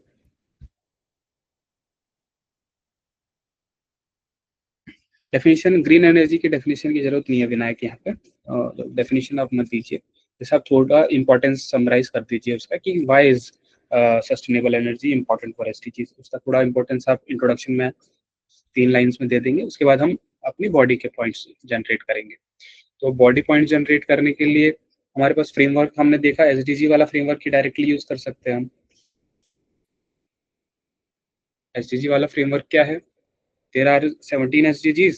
तो हम हर एक SDG को सोचते हुए चलते हैं कि हम उस पर क्या बता सकते हैं. तो SDG number 1 was related to poverty, है ना. तो जैसे आपने सारे SDGs देखे थे ना, पहला वाला था नो पॉवर्टी, दूसरा वाला था जीरो हंगर, तीसरा गुड हेल्थ, फिर एजुकेशन, फिर gender equality, clean water, affordable energy, decent work, industrial innovation, reduce inequalities. Yeah, these are the 10 to 17 SDGs that you have. पहला SDG आपको पता होगा कि पॉवर्टी से रिलेटेड है, तो आप ये लिख सकते हो कि जो एनर्जी अफोर्डेबल बनेगी, है ना, अफोर्डेबल एनर्जी होगी तो जो कॉस्ट है एक इंडिविजुअल पर, एक फैमिली पर, वो कम होगा, उसका उनके घर में बिजली वो ज़्यादा यूज़ कर पाएंगे. It will empower them. Business, उनके जो छोटे बिजनेस होते हैं जैसे कॉटेज इंडस्ट्रीज हैं, अब कॉटेज इंडस्ट्री छोटा बिजनेस होता है, they can not afford a lot of expensive electricity. तो अगर वो अफोर्डेबल इलेक्ट्रिसिटी होगी तो they can run their businesses, है ना, they can improve their living standards. This is a point that you can generate from poverty वाला, ये poverty वाले पॉइंट से आएगा. फिर SDG 2 क्या था हमारा? It was related to hunger. तो एज सच हंगर से बहुत ज़्यादा रिलेशन इसका हो नहीं रहा. Let's move on to SDG 3, health वाले से. अब होता क्या है कि जब आपके पास ये पावर सोर्सेज नहीं होते हैं, इलेक्ट्रिसिटी नहीं होती है, तो आप क्या करते हो? यू बर्न वुड, लकड़ी को जलाते हो, कोयले को जलाते हो. That impacts your pollution produce करता है, that impacts your health. So a lot of fuel wood can be reduced by having an affordable source of electricity, reliable modern source of electricity. तो सेकेंड हमने SDG number 3 है वैसे तो ये हमने use कर लिया है यहाँ पे. SDG नंबर 4 क्या है? एजुकेशन आता है. एजुकेशन पे हम कुछ सोच सकते हैं इसमें. तो हम ये सोच सकते हैं कि जैसे रूरल एरियाज हैं, मान लीजिए रिमोट हैं, रूरल हैं, पहाड़ी रीजन्स में हैं जहाँ पे इलेक्ट्रिसिटी ग्रिड अभी पहुंची नहीं है, तो वहाँ पे हम सोलर पैनल्स का यूज़ कर सकते हैं, या विंड टर्बाइंस का यूज़ कर सकते हैं, या small scale less than 5 kilowatt hour, या मतलब लेस देन 5 मेगावाट के हम छोटे छोटे हाइड्रो इलेक्ट्रिक प्रोजेक्ट्स लगा सकते हैं रिमोट एरियाज में. तो they can fund, they can provide electricity to rural hospitals and rural schools. तो ये हमने एक पॉइंट यहाँ से सोच लिया कि एजुकेशन से रिलेटेड क्या है कि हम स्कूल्स में इलेक्ट्रिसिटी पहुंचा सकते हैं. उसके अलावा डिजिटल एजुकेशन के लिए भी इलेक्ट्रिसिटी की ज़रूरत पड़ेगी, एनर्जी की ज़रूरत पड़ेगी. तो वहाँ पे जो मोबाइल टावर्स हैं उनको हम जनरेटर्स की बजाय रिन्यूएबल इलेक्ट्रिसिटी से चला सकते हैं, जो कि एक्सेस देगा डिजिटल एजुकेशन को. ठीक है, ये हमने एक पॉइंट लिख दिया. इसके बाद हमारा फिफ्थ वाला जो SDG था, this was a fourth. Fifth SDG relates to women, gender equity से रिलेटेड हमारा SDG था. तो इसमें हम ये पॉइंट लिख सकते हैं कि traditionally it was the role of women and girls. आप देखोगे गांव में mostly women and girls are sent to collect water and fuel wood. लकड़ी, चूल्हा जलाने के लिए लकड़ी, या पानी घर के पीने के लिए, सब traditionally it has been a role of women to do that. तो जब इलेक्ट्रिसिटी आ जाएगी तो हम ये फ्यूल वुड वाला काम उनके लिए बहुत ईजी हो जाएगा, उनको बाहर जाने की ज़रूरत नहीं पड़ेगी इतना दूर दूर कलेक्ट करने के लिए. तो ये एक चीज़ हम लिख सकते हैं उसमें. उसके अलावा और कौन से SDGs हैं? Clean water, affordable and clean. 7 SDG number 7 तो आप डायरेक्टली अपने इंट्रो में भी लिख सकते हो. इंट्रो और कंक्लूजन में SDG 7 it is related to clean and affordable energy. तो ये आप उसमें यूज कर सकते हो डायरेक्टली. उसके अलावा और कौन से हैं? SDG 8 है इकोनॉमिक डेवलपमेंट एंड एम्प्लॉयमेंट.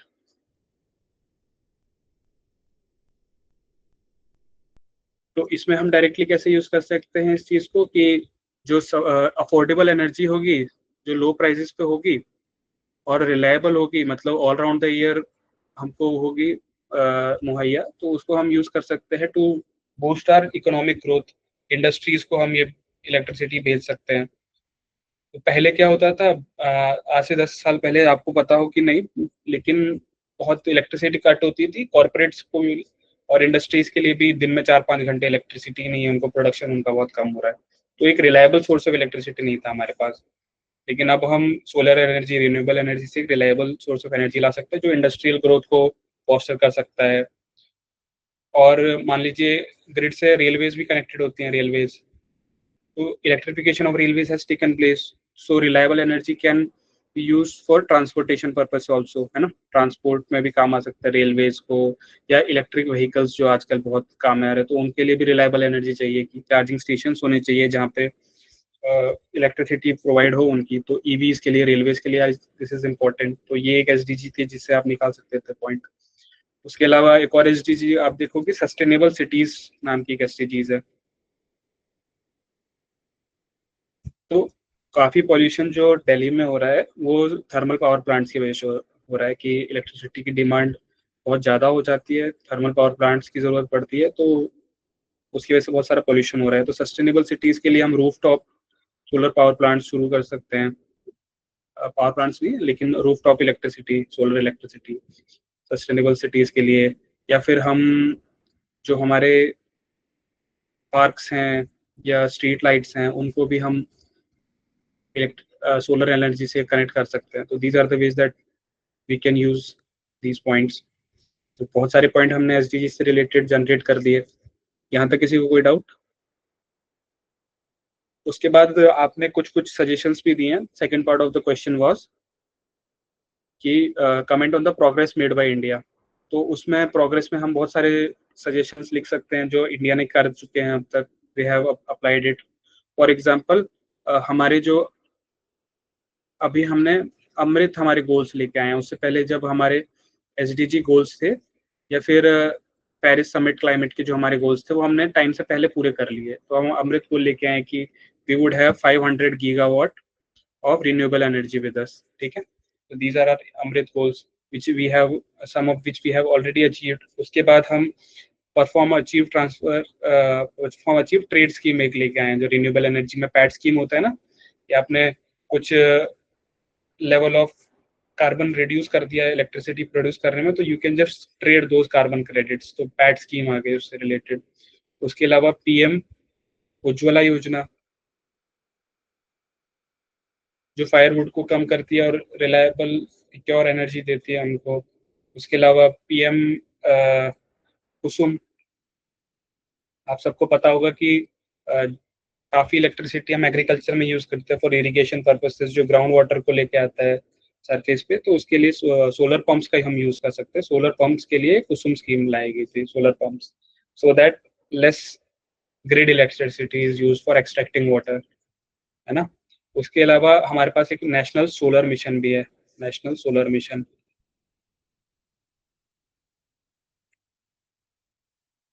तो that we can also use to provide electricity. उसके बाद हर घर बिजली योजना है ना, हाँ, सहज हर घर बिजली योजना जो रूरल इलेक्ट्रिफिकेशन की पे फोकस करती है कि हर घर पे हमारे को एक रिलायबल और अफोर्डेबल एनर्जी, एक बिजली हम प्रोवाइड कर सके। These are the various schemes that you can mention. ये स्कीम्स आपको रटी होनी चाहिए। आपने लिखा है green energy corridor PM Kusum, तो एकदम करेक्ट लिखा है आपने। मेगा पार्क्स भी हम मेंशन कर सकते हैं, जैसे विनायक ने मेंशन किया है कि we can set up mega parks solar power plants, जैसे कि गुजरात में और राजस्थान में हुआ है, क्योंकि बहुत अवेलेबिलिटी है वहाँ पे सोलर एनर्जी की। Similarly in coastal areas we can have we already have a large network of solar of wind turbines, जो विंड एनर्जी हम अच्छे से हार्नेस कर रहे हैं, स्पेसिफिकली इन सदर्न एरियाज, इन तमिलनाडु, इन महाराष्ट्र, कर्नाटक, यहाँ पे काफ़ी अच्छा हमारा कैपेसिटी हमने बिल्ड कर दिया है विंड टर्बाइंस की। तो ये भी आप मेंशन कर सकते थे, progress of India in this regard. और इसमें आप स्पेसिफिक लिख भी सकते थे कि how much of the electricity currently in use is renewable. This is a fact that you can write in this question. किसी को कोई डाउट यहाँ तक? क्लास थोड़ी लंबी हो गई है, but I think it was necessary to discuss all these questions. हमने इंक्लूसिव ग्रोथ से रिलेटेड, पीपीपी मॉडल से रिलेटेड, जनरल इंडियन इकोनॉमी से रिलेटेड क्वेश्चंस डिस्कस किए हैं। जो हमारी अगली क्लास होगी वो पूरी डेडिकेटेड होगी एग्रीकल्चर पे। मैं आज भी दिखा सकता था कि मैंने थोड़े एग्रीकल्चर के अपने नोट्स आपको दिखाना चाहता था कि कैसे मैंने बनाए थे, but I think next class हम 2 घंटे की 2-2.5 घंटे की रख सकते हैं। उसमें सारे के सारे जो मेरी एग्रीकल्चर के नोट्स है वो मैं आपको दिखा सकता हूँ, और एग्रीकल्चर के बेस पे मैंने कुछ फ्रेमवर्क्स तैयार करके रखे हैं। मैं सोच रहा था कि आज ही आपसे डिस्कस कर लूँगा, but it was more important to discuss all the questions of economy with you, क्योंकि अभी तक हमने किया नहीं था। अगली क्लास में हम एग्रीकल्चर के नोट्स मैं आपको दिखाऊंगा, अपने सारे आपके साथ शेयर कर दूंगा। उसके अलावा एग्रीकल्चर के फ्रेमवर्क्स आपके साथ डिस्कस कर लूंगा, और हम कुछ क्वेश्चंस पीवाईक्यू से एग्रीकल्चर पर भी कर लेंगे। जैसे यहाँ पे आप देख सकते हो, farming, PDS, what are the major challenges of PDS system, तो ये मैं सब आपके साथ डिस्कस करूंगा, but that's for the next class. आज की क्लास यही खत्म करते हैं फिर हम, है ना। I hope it was useful for you. आपने कुछ सीखा होगा कि कैसे आंसर्स लिखते हैं, कैसे पॉइंट जनरेट किए जाते हैं, कैसे आप सोच सकते हो, और नोट मेकिंग पर भी मैं आप थोड़े बहुत ध्यान दे सकते हो। I had already shared my notes in the previous class. अब मैं अपने टेलीग्राम चैनल पर भी धीरे धीरे नोट्स अपलोड कर रहा हूँ। डीएम के मैंने कर दिए थे, जैसे मैंने आपको बोला था, and I would upload my economy and agriculture notes as well. That is something I will do today only, and I hope this class was helpful for you. Thank you all for joining. Thank you very much.